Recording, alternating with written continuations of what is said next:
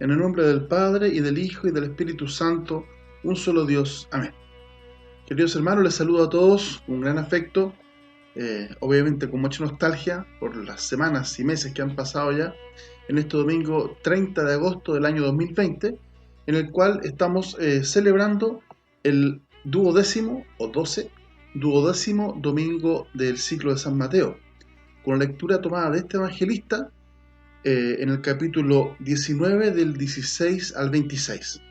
Hoy día nuestra lectura va a estar basada en dos pilares fundamentales. El primero es cómo es el cumplimiento de la ley, cómo es el cumplimiento de los 10 mandamientos y cómo eso se lleva a la invitación de Jesús que le hace al joven rico y a través del joven rico en el Evangelio a nosotros mismos. Así que los invito para que podamos leer de a poco e ir un poquito explicando esta situación.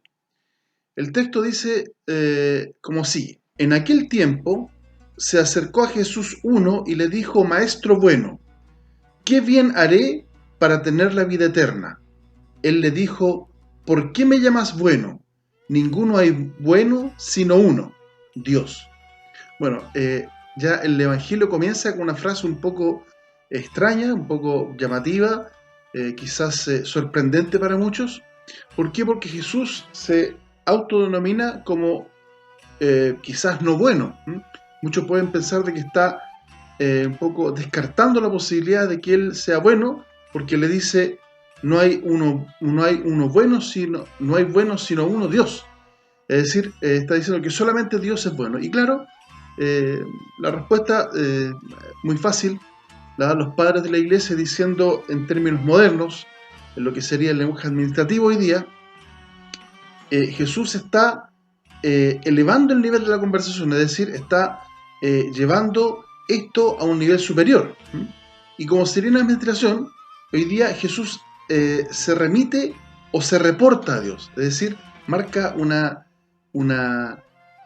dirección vertical de su relación con Dios, en el sentido de que la bondad, y ese es el tema, la bondad pertenece a Dios. Y nosotros somos todos eh, eh, depositarios de esa bondad que Dios derrama al igual que Jesucristo. Es decir, Jesús es bueno, tal como el Padre Celestial es bueno. Entonces Él es imagen y semejanza de la bondad de Dios Padre, que se replica con nosotros aquí en la tierra. Por lo tanto, toda aquella bondad, todo aquel amor, toda aquella misericordia proviene de Dios y se derrama a nosotros.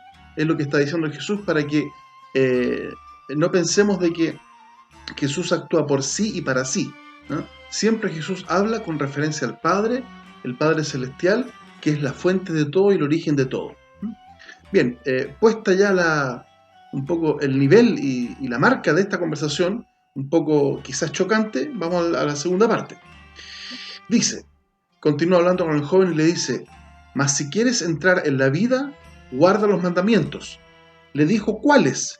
Y Jesús le dijo: no matarás, no adulterarás, no hurtarás, no dirás falso testimonio, honra a tu padre y a tu madre, y amarás al prójimo como a ti mismo.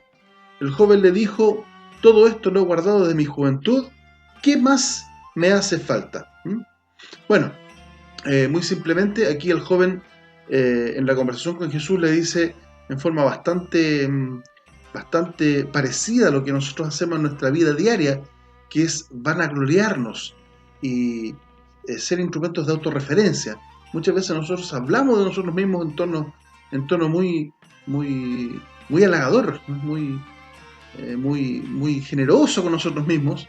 ¿Por qué? Porque el Antiguo Testamento tiene esa característica de que al cumplir los 10 mandamientos, que son los que Jesús recuerda en este momento, estamos hablando de que el hombre es bueno y el hombre es justo. Pero sin duda que va a haber un cambio en la visión de Jesucristo que, como dije al principio, nos va a elevar de nivel. Es decir, el joven actúa normalmente como actuamos todos, ¿cierto? Hablando de nosotros. Yo soy muy buen cristiano, voy a misa todos los domingos, yo soy muy buen cristiano, yo hago obras de caridad, dono, aporto, voy, vengo, y eso está muy bien. No estamos diciendo que no esté mal, pero ¿qué es lo que pasa? De que aquí, insisto, hay un cambio en la dimensión del diálogo, un cambio en la dimensión de la existencia del ser humano, que vamos a ver un poquito más adelante. Y este error de la vanagloria y la generosidad, la autogenerosidad, si podemos decirlo, esto de hablar de nosotros mismos con mucha bondad, si se quiere, es un error común muy practicado en el judaísmo, ¿cierto? Que el judaísmo del Antiguo Testamento, en el cual Jesús siempre espetaba, ¿cierto? Y le enrostraba, ¿cierto? A los fariseos y a los saduceos, a toda la gama de facciones judías, ¿cierto? De que eran bastante autorreferentes, usaban de engloriarse a sí mismos. Así que ahí está un poquito el punto en que, digámoslo en buen español, lo pone en su lugar.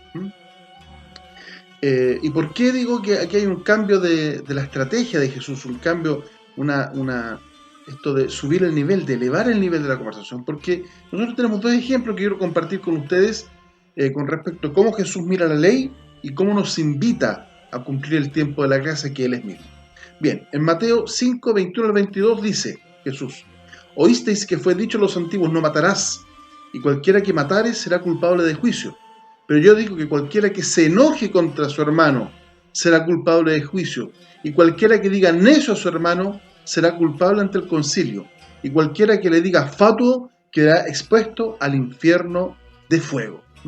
Es decir, si te das cuenta, aquí no solamente te está trayendo del Antiguo Testamento y decir, sí, tienes que cumplir con esto, sino que aún más, no solamente no mentir y no solamente no enojarse, sino que también pensar o en decir o en actuar en forma equivocada con el hermano. Insisto, nos está elevando, nos está llevando a otra dimensión de la vida, nos está llevando a otra forma de existencia Jesús. Y es importante entenderlo de esta forma. ¿Por qué? Porque en el segundo ejemplo, que está tomado de Mateo 5 del 27 al 28, nos dice: oísteis que fue dicho, no cometerás adulterio. Todos sabemos, no adulterarás, los mandamientos. Pero yo os digo, dice Jesús, yo os digo que cualquiera que mira a una mujer para codiciarla, ya adulteró con ella en su corazón.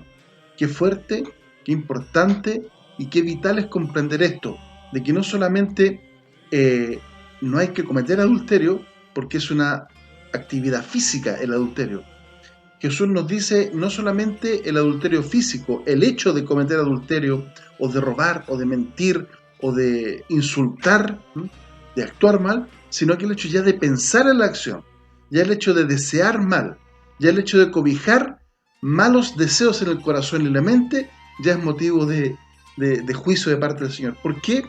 Porque el Señor nos está llamando a una vida de pureza, a una vida limpia, a una vida de transparencia, y poder ser a través de los ojos, que son las ventanas del cuerpo, como dice del alma, poder ser instrumentos de su gracia. Y los vasos no pueden contener contenido sucio, porque en definitiva contamina a quien vaya a ocupar ese vaso con ese contenido sucio. Limpiar el contenido para limpiar el instrumento que es el vaso y poder ser efectivamente fieles y verdaderos seguidores de Cristo, y no solamente seguidores, sino que cumplidores de toda esta maravilla que significa seguir a Jesús, como vamos a ver más adelante. Seguimos con el joven rico cuando Jesús le dijo: si quieres ser perfecto, anda, vende lo que tienes y dalo a los pobres, y tendrás tesoro en el cielo, y ven y sígueme. Aquí esta frase un poco saca un poco de chispa y pone a mucha gente nerviosa, porque Jesús te invita a vender todo lo que tienes. Y es verdad, porque en definitiva, la primera parte, cuando el joven rico le enumera sus virtudes, en el sentido de que él ha cumplido los 10 mandamientos, ha cumplido con la ley de Moisés, es lo que está haciendo, es un hombre bueno y justo. Y está bien. Pero Jesús hoy día te llama a la perfección. Y la perfección significa ser capaces de desligarme de la atadura y la esclavitud de los bienes materiales o el dinero. En el sentido de que, ojo, que no dice sean pobres, dice vende lo que tienes y se da a los pobres. En el sentido de que puedas traspasar eso que tú tienes, que te sobra, porque una vez cubiertos nuestros gastos, lo demás es codicia, es avaricia. Una vez cubiertos nuestros gastos, poder ocupar ese remanente para hacer feliz a nuestra gente, para poder llevar felicidad, para poder llevar saciedad a los estómagos vacíos, para poder llevar felicidad a los hogares que están entristecidos por la necesidad, el hambre, el frío, etc. Así que hoy día la invitación de Jesús es a caminar, comenzar a caminar en la perfección de vida. Y la perfección de vida significa exactamente aquello. Muchos padres de nuestra iglesia, que son hoy día conmemorados por millones y millones de personas a través del mundo, hicieron esto. Tenemos ejemplos de San Juan Crisóstomo, de Antonio Abad, y muchos y muchos y muchos.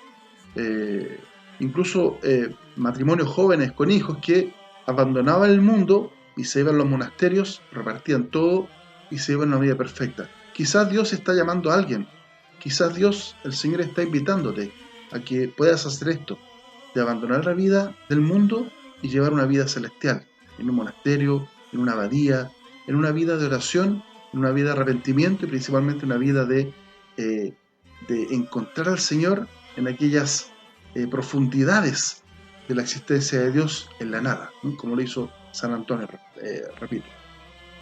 El Nuevo Testamento, a diferencia del Antiguo, es la perfección en la vida. El Antiguo Testamento es la vida buena, la vida justa, la vida apegada a Dios para una época. Hoy día estamos en la época de la gracia y no en la época de la ley. Y la invitación de Jesús es aquello, es a ser capaces de abandonar esa mochila tan pesada que significa los bienes materiales y la desesperación por lograr cosas, como dice ahora el joven.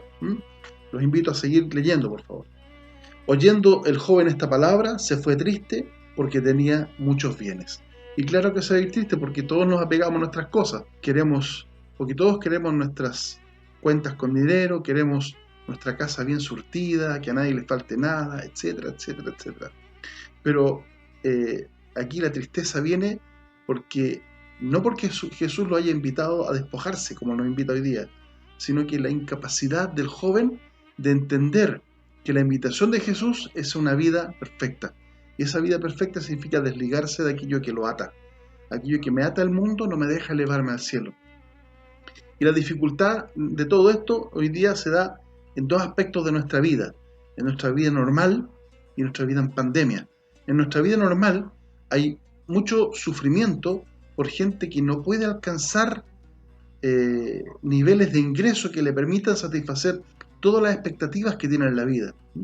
Porque nosotros tenemos necesidades que son ilimitadas y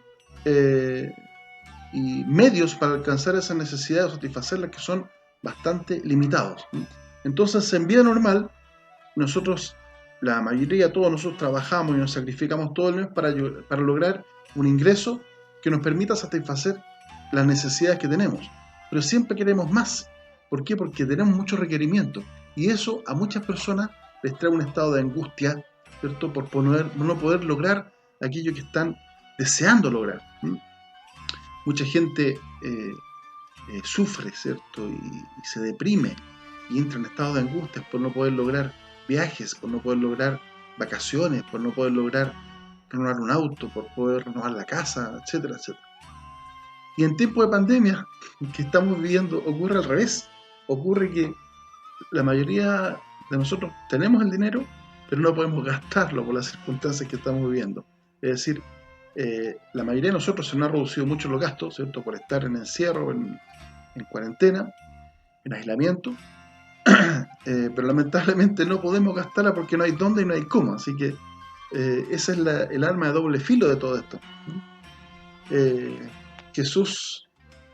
Entonces Jesús dijo a sus discípulos: en verdad os digo que difícilmente entrará un rico en el reino de los cielos. También os digo que es más fácil que un camello pase por el ojo de una aguja que un rico entre en el reino de los cielos.